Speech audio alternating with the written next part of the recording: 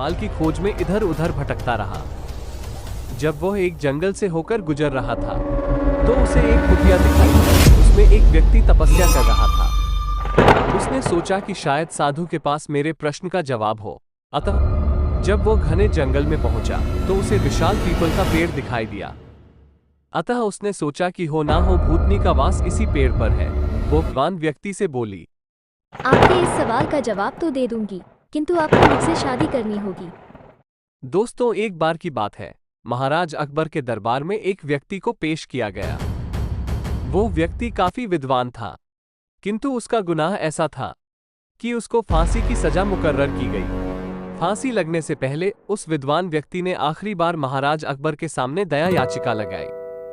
महाराज अकबर उसकी विद्वता और भोलेपन को देखते हुए बोले, आपका गुनाह तो माफी के लायक नहीं है, किंतु आप एक विद्वान व्यक्ति हो, अतः आपको एक मौका दिया जाता है। अगर आप मेरे एक प्रश्न का जवाब ले आए तो आपकी जान बख्श दी जाएगी। वो विद्वान व्यक्ति बोला, मैंने बहुत सारे धर्मशास्त्र पढ़े हैं, मैं आपके प्रश्न का उत्तर देने की अवश्य ही कोशिश करूंगा। अकबर ने प्रश्न किया, यह बताओ कि स्त्री एक घर में आखिर चाहती क्या है? विद्वान व्यक्ति महाराज अकबर का प्रश्न सुनकर थोड़ा सोच में पड़ गया। अतः उसने महाराज अकबर से गुहार लगाई कि उसे एक सप्ताह के लिए कैद से मुक्त किया जाए ताकि वह आपके सवाल का जवाब ढूंढ कर ला सके। बादशाह अकबर ने उसको फौरन कैद से आजाद करने का हुक्म दिया।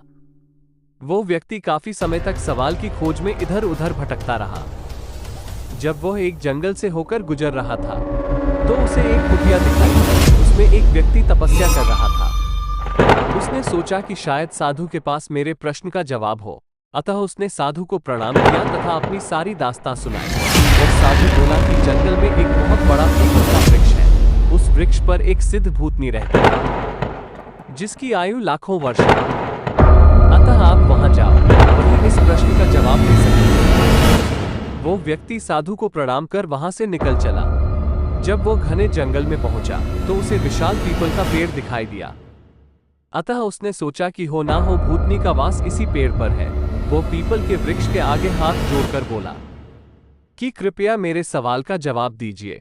थोड़ी समय में ही वो भूतनी प्रकट हो गई तथा उस विद्वान व्यक्ति से बोली, आपके इस सवाल का जवाब तो दे दूंगी, किंतु आपको मुझसे शादी करनी होगी।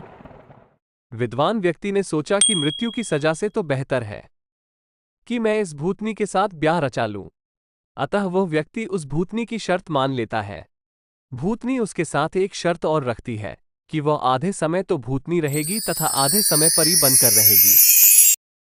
अतः हे विद्वान पुरुष, यह निर्णय आपको करना है कि मैं दिन में भूतनी रहूं या रात को। उस विद्वान व्यक्ति ने सोचा कि अगर ये दिन में भूतनी बनकर रही तो सब इससे डरेंगे, और अगर यह रात में भूतनी बनकर रही तो सारी रात मुझे सोने नहीं देगी। अतः उस विद्वान व्यक्ति ने दिमाग लगाया तथा उस भूतनी से बोला कि जब आपका दिल करे तब भूतनी बन जाना और जब आपको अच्छा लगे परी बन जाना। भूतनी उसका जवाब सुनकर बहुत खुश हुई तथा निर्णय किया कि वो दिन और रात परी बनकर रहेगी। अब उस विद्वान पुरुष को महाराज अकबर द्वारा पूछे गए प्रश्न का जवाब मिल चुका था।